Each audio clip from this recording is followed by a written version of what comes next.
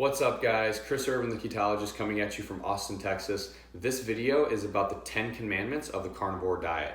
So I've been following the carnivore diet for a while now. I've done several different, 4 to 6 week bouts of doing carnivore. And then in between those bouts, I'm usually following about a, 85 to 90% carnivore diet.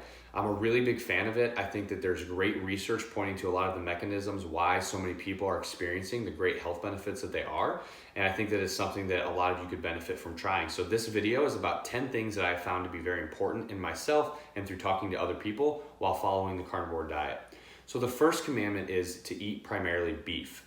And the reason why I recommend to eat primarily beef is because if you're going to be eating a diet consisting of all meat, I think it's important that you eat the best meat that you can. And beef, it falls into this category of being the best meat. And the reason why is because cattle are ruminant animals, and that means that they can actually eat plants and they can convert their nutrients and they can digest them, absorb them into their muscles in a way that when we eat the meat, we can actually absorb more of those vitamins and minerals than we could from eating the plants ourselves. So this is one of the reasons why people can eat a full meat diet and not have to eat plants, because you can get everything that you're looking for in meat, especially when it's coming from high quality meat, which we'll be talking about a little bit later. So I think that if you're going to be eating all meat, it's important to eat the best quality meat you can, and beef falls into that category. And that leads us into the second commandment, which is incorporate organ meat. And I know what a lot of you guys are thinking, organ meat, yuck, who wants to eat that? But the truth is, guys, is that organ meat is one of the most micronutrient dense foods on the planet. It contains everything that you need to survive and thrive. Incorporating organ meat into your diet is a great way to ensure that you don't become deficient in any micronutrients, and a great way to make sure that you are getting all of the benefits of a carnivore diet. So this includes things like liver, heart, kidney. One of my recommendations for it is not to overcook organ meat, because it does taste pretty pungent and gross if you overcook it. I actually prefer to eat it raw, but that's because I'm eating it more for function and I'm just trying to get it down, and I've noticed that the taste isn't so bad. I'm not recommending that for you guys. For a lot of you guys out there, you might want to consider doing something like liver and onions, or slow cooking it on low heat and seasoning it accordingly. But either way, I think it's important for you to incorporate organ meat. It's not something you have to eat every single day, but I think getting it in your diet, a couple times a week, and then maybe supplementing with some organ meat capsules, which are getting very popular now, can be a really great way to make sure you're getting the most out of this carnivore diet.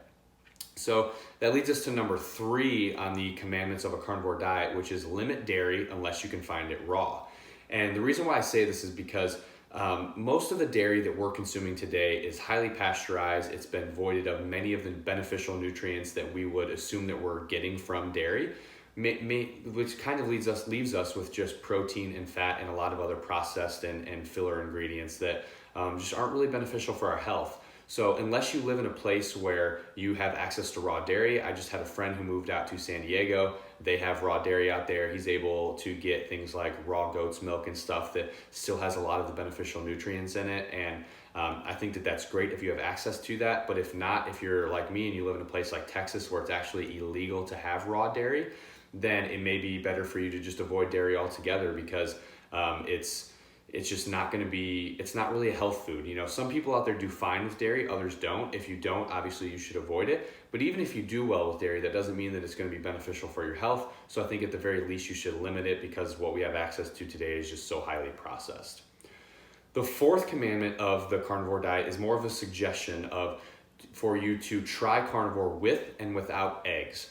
I think eggs are fantastic. I actually incorporate eggs into my diet. They fall into the carnivore category because they do come from animals, but some people have problems with over-consuming eggs, and some egg sources are very low quality and can still contain a lot of soy and things like that can kind of get in the way of improving your health. So I think that it's worth it, if you want to find out how to optimize this diet, for you to try the diet with eggs and try it without eggs. I have done both and I haven't noticed any difference in myself. So I choose to incorporate eggs because I think that they're so nutrient dense. They contain a lot of choline, which is so great for our brain. A lot of other nutrients are in there, and I think they taste great too. So that's one of the reasons why I like to still use them. But if you've tested and found that your body responds a lot better, I've had friends who notice that they respond way better to carnivore when they don't have eggs, then I think that's something worth knowing, so you can know how to optimize your diet. The 5th commandment of the carnivore diet is to limit your pork and white meat. And this isn't because I think that pork and white meat are bad, it's just that I don't think that it's superior to beef like I was talking about earlier.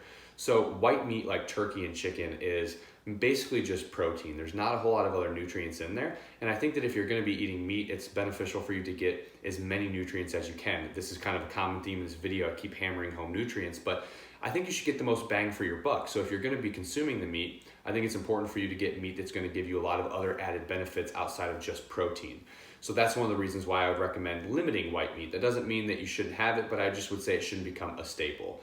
And when it comes to pork, I think that pork is also fine, but one of the things about pork and pigs is that pigs will eat anything, and it's very hard to find farmers who are following good practices with pork.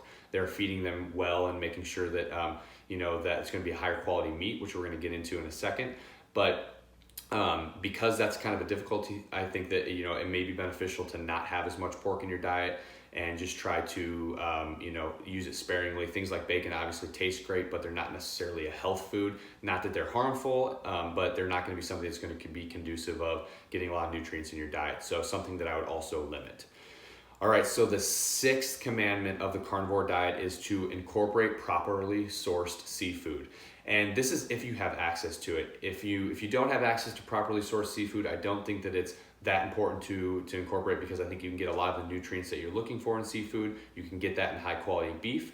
But the reason why I say properly sourced is because you don't want to be getting seafood that is farm raised. You don't want to be getting seafood that is coming from parts of the ocean that are full of like oil and full of things that are making the fish maybe a little bit more harmful and have some toxins in their body. And the other reason why you want to find properly sourced seafood is because some seafood, the way that we acquire it, we absolutely destroy the ocean. So if you are, I think that we should vote with our dollars when we're buying food, and I don't think we should support those practices because they're not environmentally sustainable. So I think that if you live in a place where you have access to very responsibly sourced, high quality seafood, I think that it's a great thing to incorporate in your carnivore diet. But like for somebody like me, who I live in Austin, Texas, I have better access to high quality beef than I do seafood, so that's what makes up primarily my carnivore diet. But if I lived in a place where I had access to really good seafood markets with high quality seafood, I would incorporate that because I think there is some benefits there. That brings us to point number 7, which I've kind of alluded to a little bit throughout this video, which is that quality matters. I think that quality of food is really important, guys. I believe there's a big difference between grass-fed meats and non-grass-fed meats. I think that if you are feeding meat, or if you're feeding cows grain, I think that leads to a much lower quality product than if you're feeding it grass. So I think that that's something to consider when we're trying to take care of ourselves. But I also think that it's something that's really important to consider when we're considering the environment.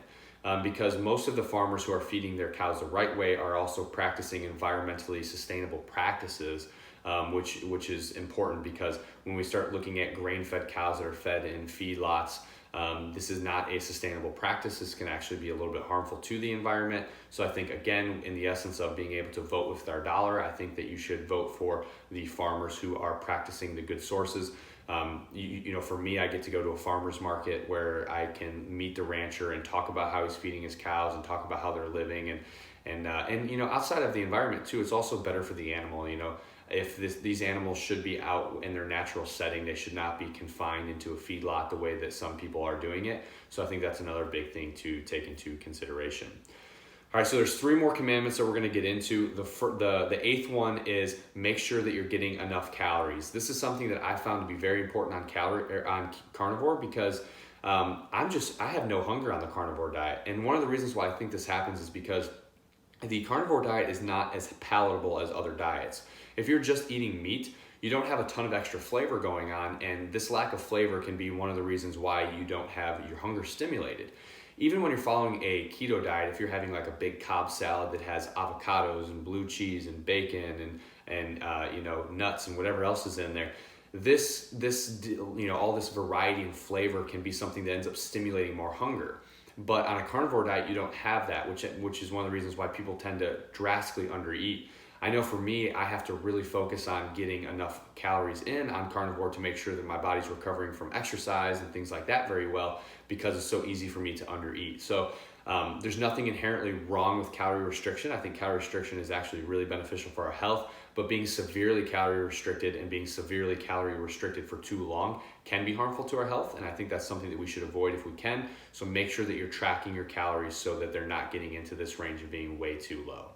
And that leads us to number 9 on our commandments of carnivore, which is use animal fat to increase your calories if you need to. So if you're somebody who's like, I'm eating 3 meals a day, I'm having meat at each meal, but I'm still just not able to get enough calories in that case, I think that you could consider, animal fats, using things like ghee butter would be another one.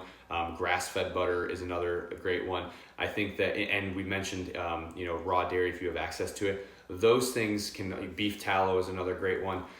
Those are things that you can incorporate into your diet to increase your calories. Fat contains, over twice as many calories as protein and carbs do. So incorporating animal fats can be a really good way to get those calories up. I don't think that when you follow carnivore that you need to just douse your food in a lot of extra fat. But I think that if you're somebody who's looking to get more calories in, this can be a really great way to do it.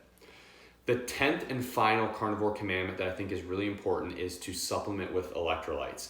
And the reason why I say this, supplementing with electrolytes is obviously not going to be 100% carnivore, because these capsules aren't going to be, some of them can be from like collagen sources, but in some cases you're going to be getting electrolytes that aren't. I think that it's okay for us to go away from an animal product to get something that we need on this carnivore diet, which I think electrolytes is something that we need. We know that electrolytes are extremely important on a low carb diet because we are more prone to electrolyte deficiencies because of low insulin levels. The same applies for a carnivore diet. And an interesting thing to consider is that when we think about how our ancestors were and how they ate, and the fact that they didn't have to supplement with electrolyte capsules or flavored electrolyte powders or anything like that. The reason why they didn't have to do that, guys, is because when they were killing an animal, they were probably having access to the animal's blood. And the animal's blood has a lot of electrolytes in it, and they were able to get their electrolytes from this blood. But for us who were going to a farmer's market or we're going to a supermarket and we're buying meat, we don't have access to that, so there's not as many electrolytes in the animal meat that we're getting, which is one of the reasons why I think that we need to focus on replenishing it. So obviously salting your foods can be a great way to replenish sodium, which is one of the electrolytes, but when it comes to like magnesium and potassium, still trying to replenish those, I think that a great way to do that is through electrolyte supplementation. So that's it, guys. That's the 10 commandments of the carnivore diet. I think those are 10 things that are really important for you to take into consideration if you want to optimize carnivore.